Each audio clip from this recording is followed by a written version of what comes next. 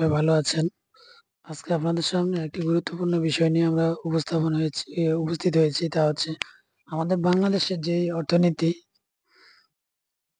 সেই অর্থনীতির চাকা ঘুরাচ্ছে বড় একটি সেক্টর গার্মেন্টস সেক্টর। তো গার্মেন্টস সেক্টরে যারা কর্মরত আছেন, কর্মচারী কর্মকর্তা লেভেলের যারাই হোক, আমাদের এই শ্রমিক ভাইদের আয়কর রিটার্ন অনলাইনে কিভাবে সাবমিট করবেন তার বিস্তারিত আমরা দেখাবো। আমরা প্রফেশনালি আয়কর রিটার্ন নিয়ে কাজ করি এবং আমাদের একটি রেকর্ডেড কোর্স আছে প্রফেশনাল কোর্স। কিনলে আপনি যদি কোনো কিছু বুঝতে অসুবিধা হয় তাহলে আমাদেরকে প্রশ্ন করলে আমরা উত্তর দিব, সমাধান দিব। আপনি দক্ষ হয়ে নিজে রিটার্ন নিজে সাবমিট করতে পারবেন। আর আমাদেরকে দিয়ে কাজ করাতে চাইলে নির্ধারিত সার্ভিস চার্জের বিনিময়ে আমরা নির্ভুলভাবে আপনার আয়কর রিটার্নের কাজ করে দিব, সেটা জিরো ট্যাক্স হোক আর ট্যাক্সেবল হোক। যার রিটার্ন জমা দিবেন তার টিন নাম্বার দিয়ে লগ ইন করে ফেলবেন নির্দিষ্ট ওয়েবসাইটে, এই যে etax.nbr.gov.bd। তারপর এখানে এসে হেডস অফ ইনকামে সিলেক্ট করবেন income from employment. Resident status এটা অটোমেটিক থাকে, রেসিডেন্ট ট্যাক্স এক্সাম্পটেড ইনকাম। আপনার যদি এমন কোনো ইনকাম থাকে যেটা পুরো ট্যাক্স এক্সাম্পটেড, যেমন বিদেশ থেকে যদি আপনার অ্যাকাউন্টে টাকা আসে, প্রবাসী ভাইয়েরা যদি পাঠায়, এটা ট্যাক্স এক্সাম্পটেড। ওকে, কন্টিনিউ দিয়ে সামনে চলে যাই। আপনার গার্মেন্টসের লোকেশন যেখানে হবে, যদি সিটি কর্পোরেশনের বাইরে হয় তাহলে এনি আদার, ঢাকা, উত্তর, দক্ষিণ, চট্টগ্রাম এই তিনটা সিটি কর্পোরেশনের বাইরে অন্য কোনো সিটি হলে, অন্য কোনো সিটি কর্পোরেশন, মনে করি যে গাজীপুর সিটি কর্পোরেশনে আপনার গার্মেন্টস, তাহলে আদার সিটি কর্পোরেশন সিলেক্ট করবেন। আপনার টোটাল সম্পদ 50 লাখ টাকার উপরে হলে ইয়েস, না হলে নো। আপনার যদি মোটর কার থাকে তাহলে ইয়েস। মোটর কারের মধ্যে কি পড়ে? Motorcycle, CNG, auto rickshaw, private car, micro, বড় বাস, ট্রাক এগুলা। আর 50 লাখ টাকার উপরে সম্পদ হলে ইয়েস। ওকে, শেয়ার হোল্ডার ডিরেক্টর কোনো কোম্পানির ডিরেক্টরশিপ থাকলে এখানে আপনার নিজের ঘরবাড়ি সম্পদ থাকলে ইয়েস, না থাকলে নো। সেভ এন্ড কন্টিনিউ দিয়ে সামনে চলে যাই আমরা।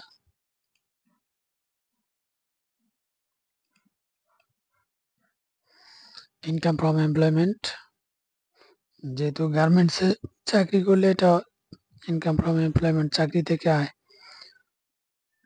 Private or other than government pay scale, employment type এটা সিলেক্ট করবেন।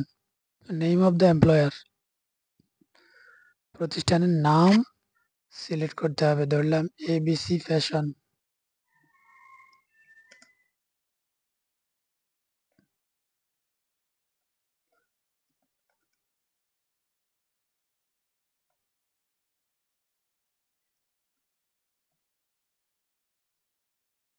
আচ্ছা, মনে করলাম যে আপনার প্রতিষ্ঠানের নাম এবিসি ফ্যাশন হাউস। কোনোভাবেই নেম অফ দ্য এমপ্লয়ারে আপনার নিজের নাম বা প্রতিষ্ঠানের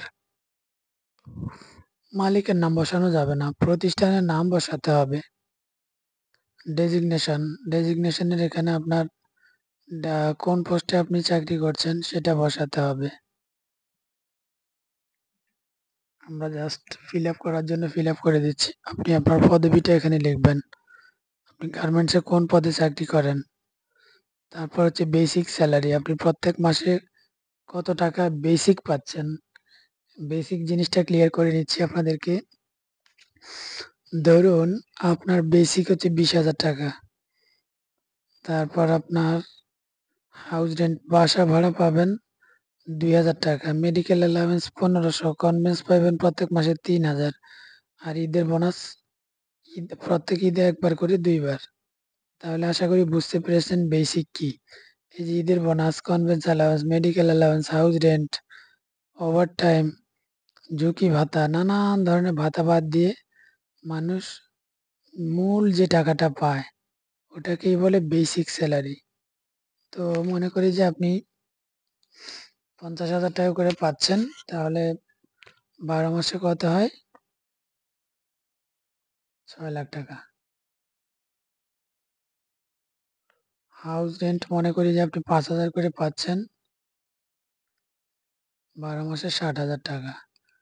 মেডিকেল অ্যালাউন্স 1500 করে পাচ্ছেন মনে করি, বেশি পেলে বেশি উল্লেখ করবেন, কম পেলে কম। কনভেন্স অ্যালাউন্স মনে করি যে 3,000 করে, 12 মাসে 36,000।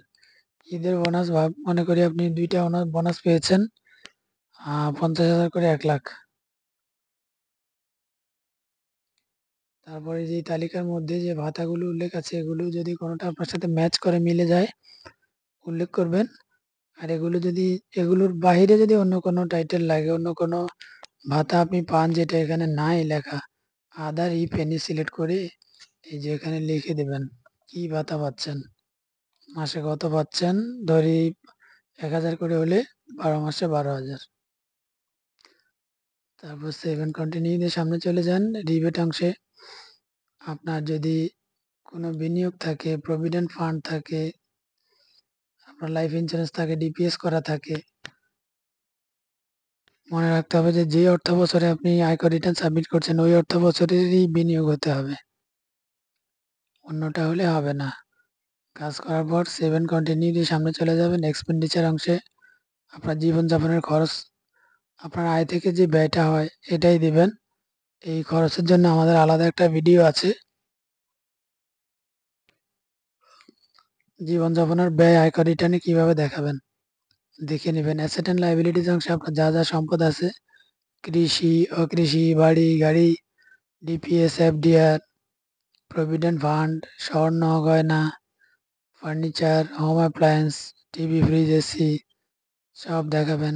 কি কি লোন আছে, না থাকলে নাই, যদি থাকে দেখাবেন। তারপরে যে এখানে ডিফারেন্স দেখেন, দেখুন ডিফারেন্স এখানে ৪১,২৫৪। এটা জিরো করতে হলে আমাদের একটা ভিডিও আছে, ওই ভিডিওটা দেখে নেবেন।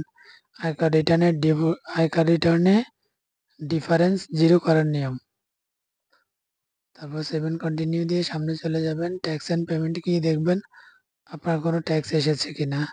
ট্যাক্স আসলে এই ট্যাক্স পে করে তারপর প্রসিড টু অনলাইন রিটার্নে গেলে সাবমিট রিটার্ন অপশন আসবে। এই যে দেখুন,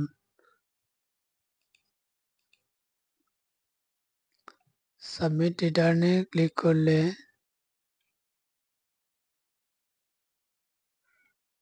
প্রসিড টু সাবমিট রিটার্ন আপনাকে জানাচ্ছে যে আপনি সামনে যান আয়কর রিটার্ন সাবমিট করার জন্য। সাবমিট রিটার্নে ক্লিক করলে ওই যে অপশন আপনার ট্যাক্স পে বাকি আছে, ট্যাক্স পে করে তারপর সাবমিট রিটার্নে ক্লিক করলে ইয়েস এবং নো দুটি অপশন আসবে। যদি আপনি মনে করেন আরও যাচাই বাছাই দরকার আছে তাহলে নোতে ক্লিক করবেন, আর যদি মনে করেন না না সব ওকে তাহলে ইয়েসে ক্লিক করলে ফাইল সাবমিট হয়ে যাবে। আমাদের চ্যানেলটিকে সাবস্ক্রাইব করে আমাদেরকে সাপোর্ট দিবেন। লাইক, শেয়ার, কমেন্ট করে আমাদের পাশে থাকবেন। ধন্যবাদ সবাইকে।